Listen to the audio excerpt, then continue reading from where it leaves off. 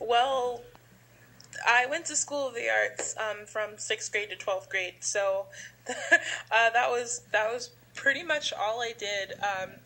I think just even from the start of elementary school and having done specifically just choir from what was it, like second grade ish through fifth grade in elementary school, and then having done choir from 6 to 12.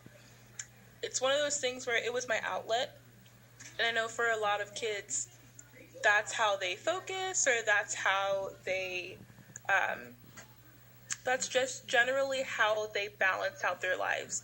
Performing arts for a lot of people throughout their primary and secondary education,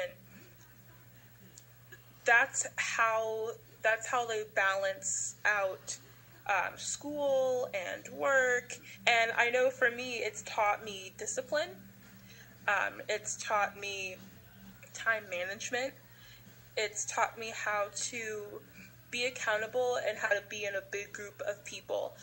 Because for choir, if you're not on time, the choir is missing you.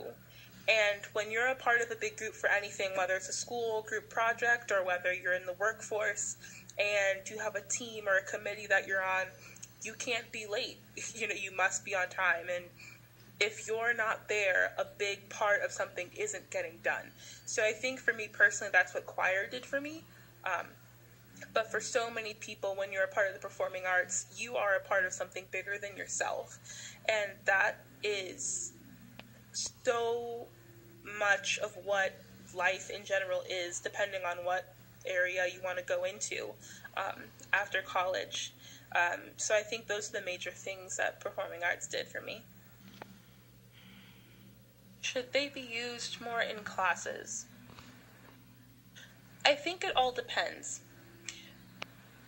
I think depending on the type of person, because generally speaking, if you look up certain studies and statistics, kids and students in general who do performing arts, they have a more hands-on learning style, and we physically have to be a part of what lectures. For me, at the college that I go to, and I know it's pretty universal,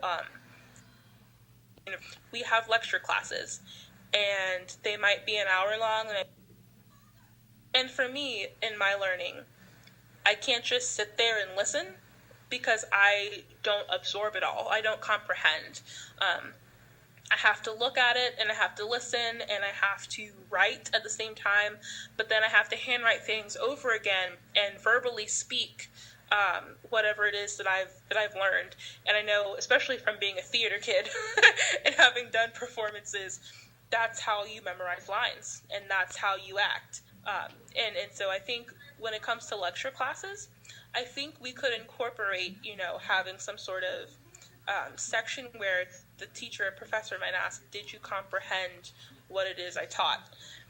And so acting skills, and just general theater kid skills. When you're going in and you're given a script, you have to look over it, you have to read it, you have to act it out. And so I think when it comes to lecture-based classes, that's definitely a part of how performing arts can be meshed into class or the classroom setting.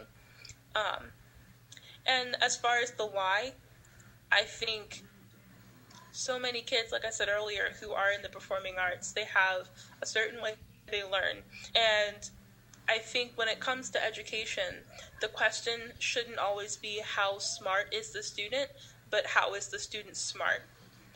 And when it comes to that specific question, you really have to look at how they learn best. And for some people, they listen and get it right off the bat. But you also have to cater to different types of learning styles, because everyone starts out on a different level.